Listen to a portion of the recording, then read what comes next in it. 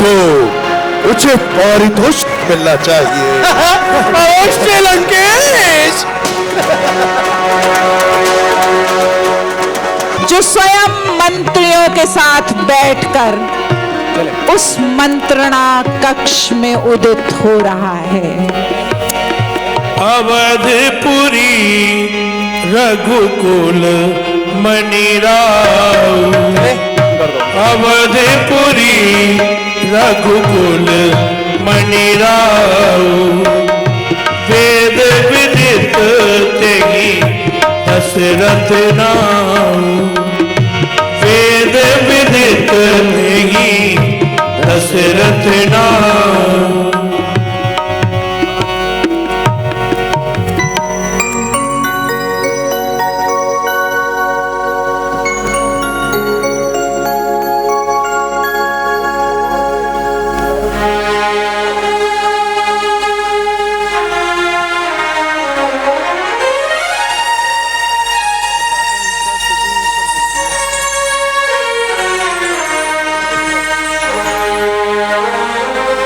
आप सभी को प्रणाम। प्रणाम महाराज। प्रणाम महाराज। आप सभी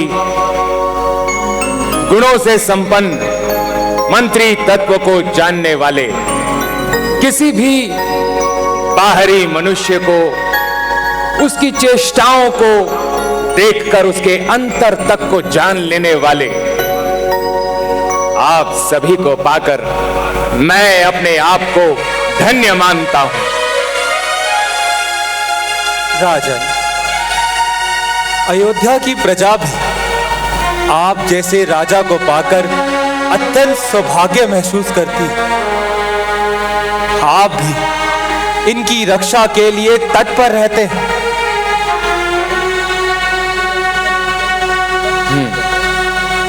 महाराज, सही कहा आपने। प्रजा की रक्षा करना हमारा कर्तव्य है।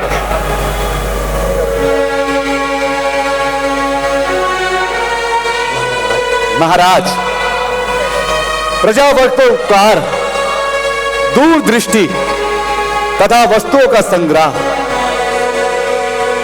ये अयोध्या को बाकी राज्यों से अलग बनाते हैं।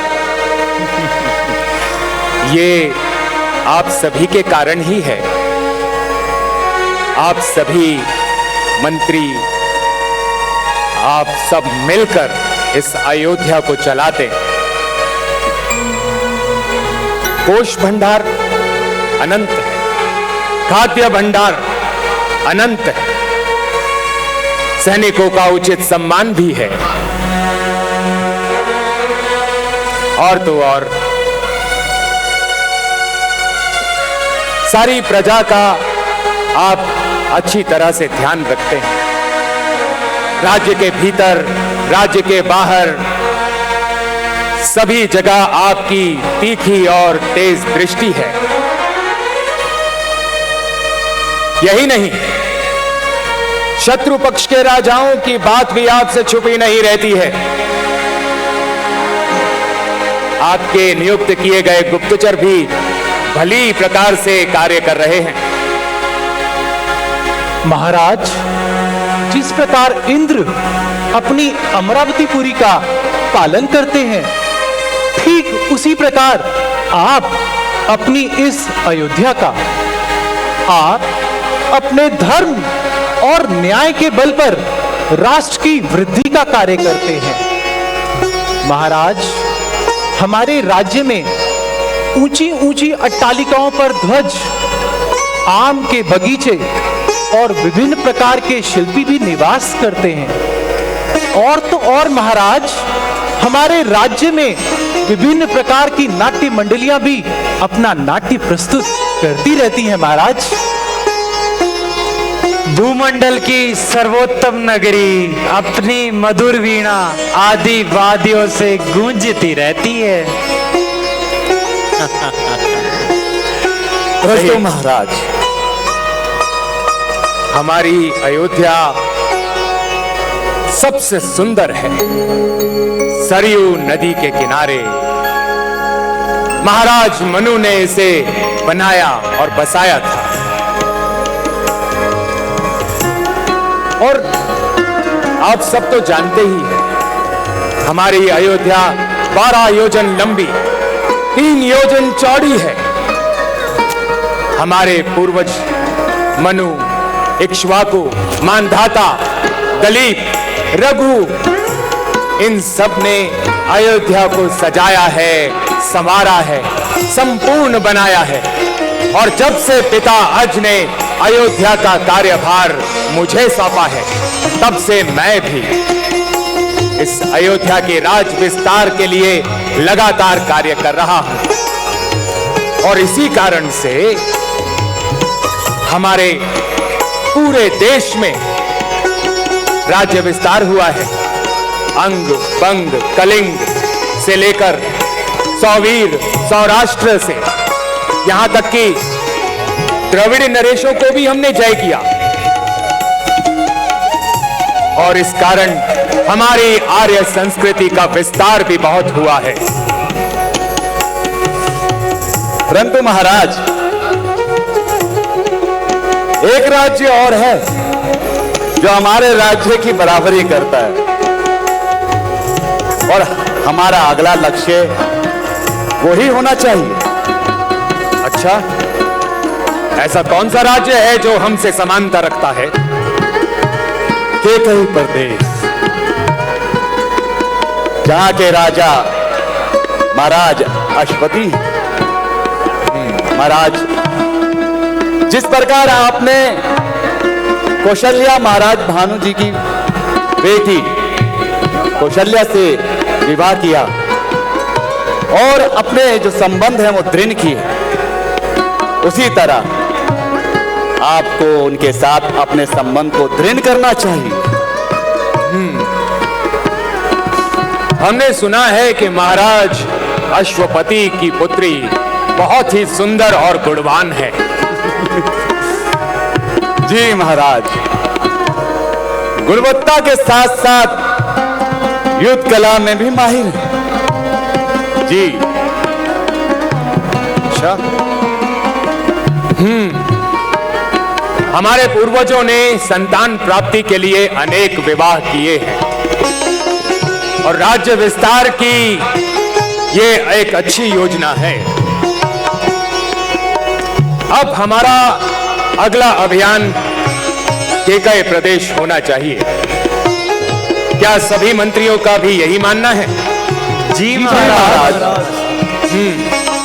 तो ठीक है, केकई प्रदेश के लिए प्रस्थान किया जाए।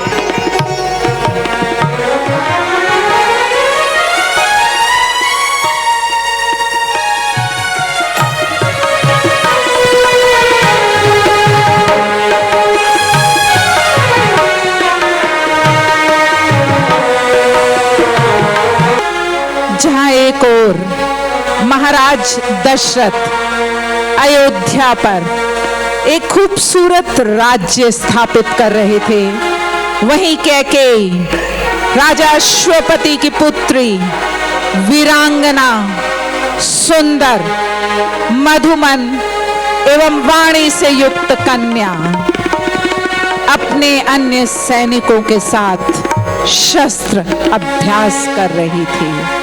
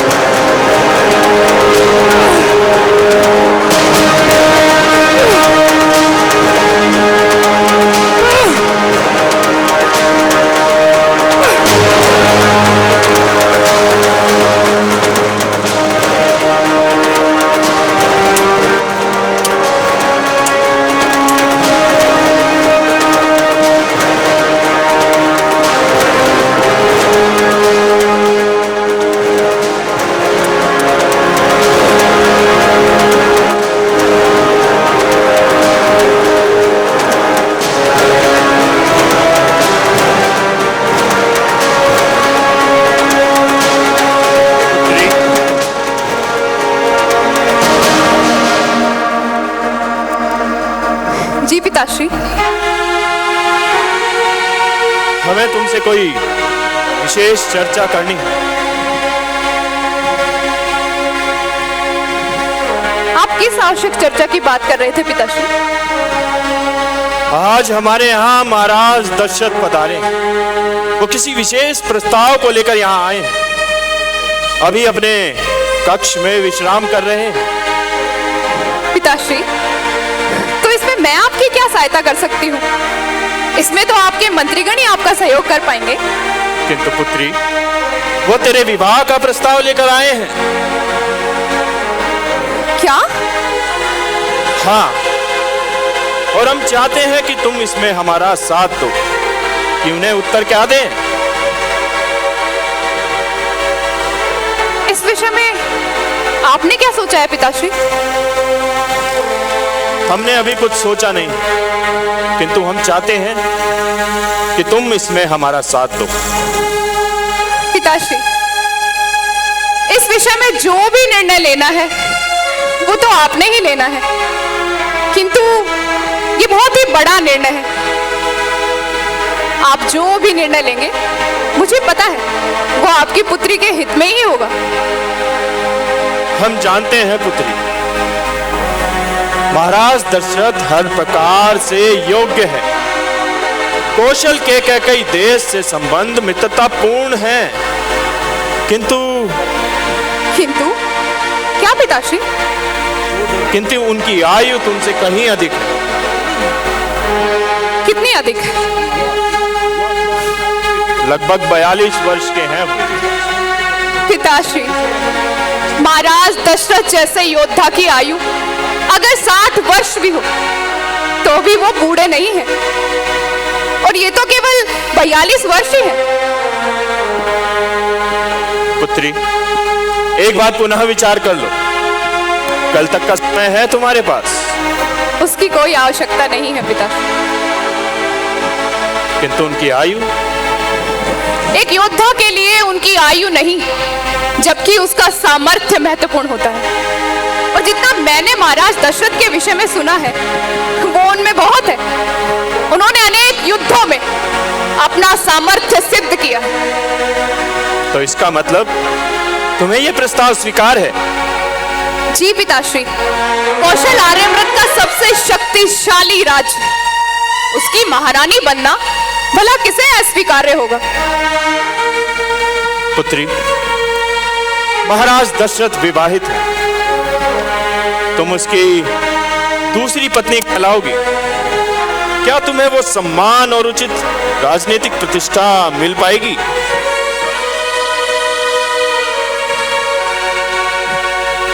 किंतु पिताश्री, उनकी पहली पत्नी से उन्हें संतान प्राप्ति नहीं हुई, तो जो पत्नी उन्हें संतान देगी उसका वर्चस्व तो स्वतः ही स्थापित हो जाएगा।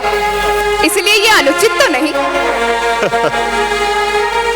पहली पत्नी से उन्हें कोई संतान नहीं, तो इसका ये मतलब नहीं कि महारानी कौशल्या कभी मां नहीं बन पाएंगी। पिताश्री, मैंने जितना भी महारानी कौशल्या के विषय में सुना है वो अच्छा ही सुना है। उनका स्वभाव तो बहुत ही मधुर और शांत है। सत्य कहती हो, किंतु पुत्री एक बात पुनः विचार कर लो।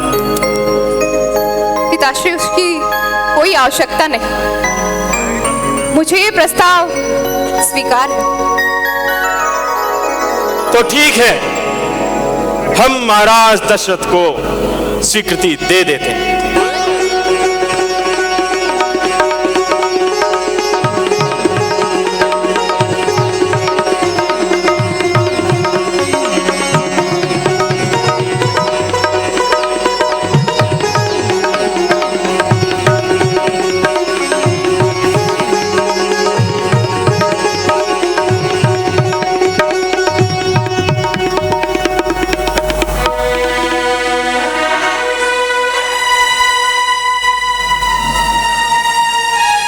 अभिवादन महाराज दशरथ। मैंने अपनी पुत्री से उस प्रस्ताव को लेकर चर्चा की।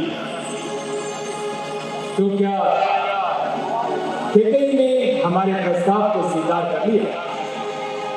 महाराज दशरथ, आपको विधि चाहिए कि मेरी पुत्री कैकेयी जितना युद्ध कौशल में प्रवीण है, उतना ही बुद्धि में उसको मनाना मेरे लिए अत्यंत कठिन कार्य था। तो क्या कैकेयी ने प्रस्ताव अस्वीकार कर दिया? नहीं, ऐसा नहीं। कैकेयी ने अपनी स्वीकृति दे तो दी, किंतु उसका कहना है कि उस स्थान पर महारानी कौशल्या विराजमान है। तो कौशल में उसका स्थान क्या होगा?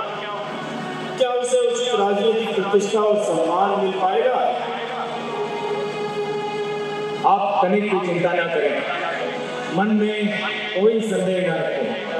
कैकेयी को उतना ही प्रेम और उतना ही सम्मान मिलेगा, ये हमारा वादा है। महाराज, उससे ज्यादा ही मिलेगा, आप चिंता न करें। महाराज दशरथ, इसी सूत्र में मेरी ओर से अनुबंध रहेगा कि पुत्री कैकेयी के गर्भ से उत्पन्न होने वाली संतान ही कौशल का उत्तराधिकारी हो। यदि आप इस बात से सहमत हैं तो निर्णय आपका है। महाराज अश्वपति, हम वचन देते हैं, कैकेयी से उत्पन्न पुत्र ही अयोध्या का युवराज। तो ठीक है, हम हमारी पुत्री और महाराज दशरथ के विवाह की तैयारियां शुरू करवा दें।